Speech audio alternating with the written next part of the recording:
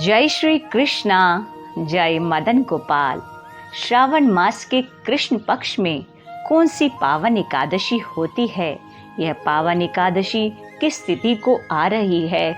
इसकी व्रत विधि क्या है और व्रत कथा आइए जानते हैं। श्रावण मास में जो एकादशी आती है उस एकादशी का नाम कामिका एकादशी है। यह पावन एकादशी श्रावण मास के कृष्ण पक्ष में आती है और इस बार यह एकादशी 23 जुलाई शनिवार को सुबह 11:27 पर प्रारंभ हो रही है। इस तिथि का समापन 24 जुलाई रविवार को दोपहर 1:45 पर होगा। उदय तिथि के अनुसार कामिका एकादशी का व्रत 24 जुलाई को ही रखा जाएगा। आइए हम कामिका एकादशी व्रत कथा श्रवण करते हैं। युधिष्ठिर जी ने पूछा, गोविंद वासुदेव, आपको मेरा नमस्कार है। श्रावण के कृष्ण पक्ष में कौन सी एकादशी होती है? कृपया उसका वर्णन कीजिए।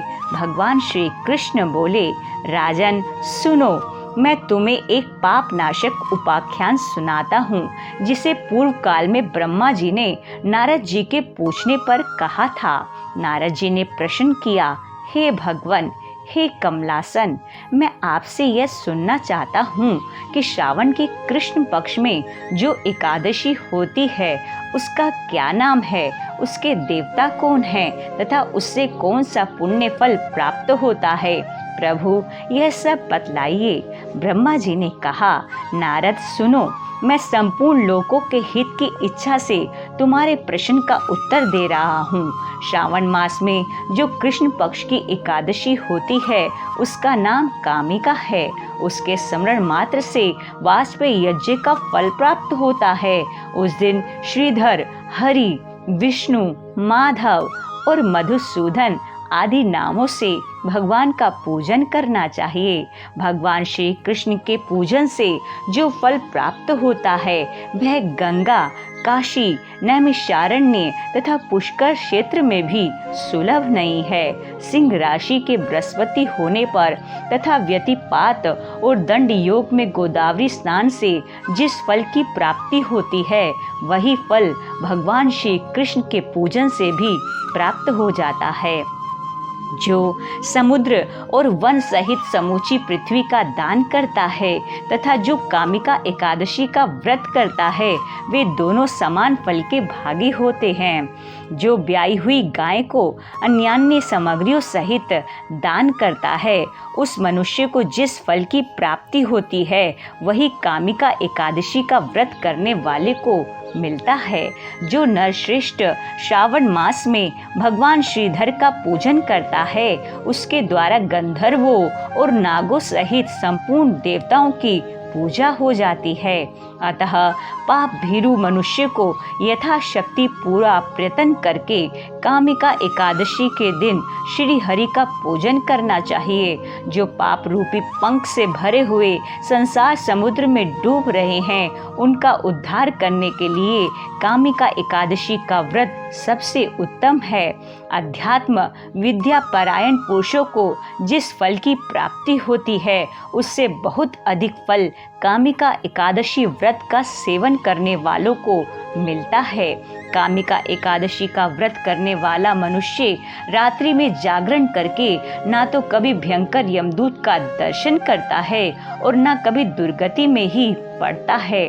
लालमणि, मोती, वैदुर्य और मूंगे आदि से पूजित होकर भी भगवान विष्णु वैसे संतुष्ट नहीं होते जैसे तुलसी दल से पूजित होने पर होते हैं।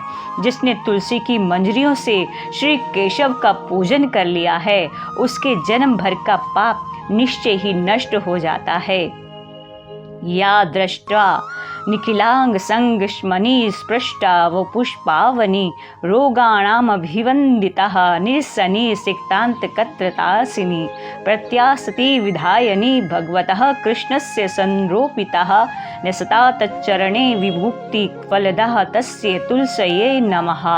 जो दर्शन करने पर सारे पाप समुदाय का नाश कर देती हैं, स्पर्श करने पर शरीर को पवित्र बनाती हैं, प्रणाम करने पर रोगों का निवारण करती हैं, जल से सींचने पर यमराज को भी भय पहुंचाती हैं, आरोपित करने पर भगवान श्री कृष्ण के समीप ले जाती हैं और भगवान के चरणों में चढ़ाने पर मोक्ष रूपी फल प्रदान करती हैं।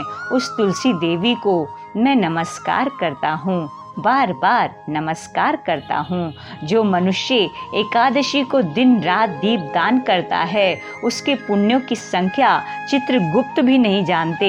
एकादशी के दिन भगवान श्री कृष्ण के सम्मुख जिसका दीपक जलता है, उसके पितृ स्वर्ग लोक में स्थित होकर अमृत पान से तृप्त होते हैं। घी या तिल के तेल से भगवान के सामने दीपक जलाकर मनुष्य देह त्याग के पश्चात करोड़ों दीपकों से पूजित हो स्वर्ग लोक में जाते हैं। भगवान श्री कृष्ण कहते हैं, युधिष्ठिर, यह तुम्हारे सामने मैंने कामिका एकादशी की महिमा का वर्णन किया है। कामिका एकादशी सब पातकों का हरने वाली है, अतः मानवों को इसका व्रत अवश्य करना चाहिए। यह स्वर्ग लोक तथा महान पुण्य फल प्रदान करने वाली है। जो मनुष्य श्रद्धा के साथ इसका महात्म्य श्रवण करता है, वह सब पापों से मुक्त हो श्री विष्णु लोक में जाता है। गोविंद की प्यारी एकादशी, भक्तों की प्यारी एकादशी, पापों को मिटाती एकादशी, पुण्यों को बढ़ाती एकादशी, वैष्णव की प्यारी एकादशी, गोविंद की प्यारी एकादशी। एकादशी, जी हाँ, हम सभी को प्रयत्न पूर्वक हो सके तो एकादशी व्रत का अनुष्ठान करना चाहिए और पुण्य की फल जो प्राप्ति हमें हो, उसको हमें प्रभु के ही श्री चरणों में समर्पित कर देना चाहिए। श्री कृष्ण अर्पणमस्तु, श्री गोविंद अर्पणमस्तु। कामिका एकादशी व्रत कथा की, व्रत महिमा की इस वीडियो को आप भी अधिक से अधिक लोगों तक शेयर कीजिएगा। आपके द्वारा की गई वीडियो शेयर यदि कोई सुनते हैं और उनके अंतर मन में भी एकादशी व्रत रखने का भाव जागृत होता है, तो उसका पुण्य फल भी आपको प्राप्त हो सकता है। आइए हम सभी इसी भाव के साथ प्रभु के चरणों में हम ये सेवा रखें कि हम स्वयं भी एकादशी व्रत करें और दूसरों को भी एकादशी व्रत रखने की प्रेरणा दें। जय श्री कृष्णा, जय मदन गोपाल, जय मदन गोपाल।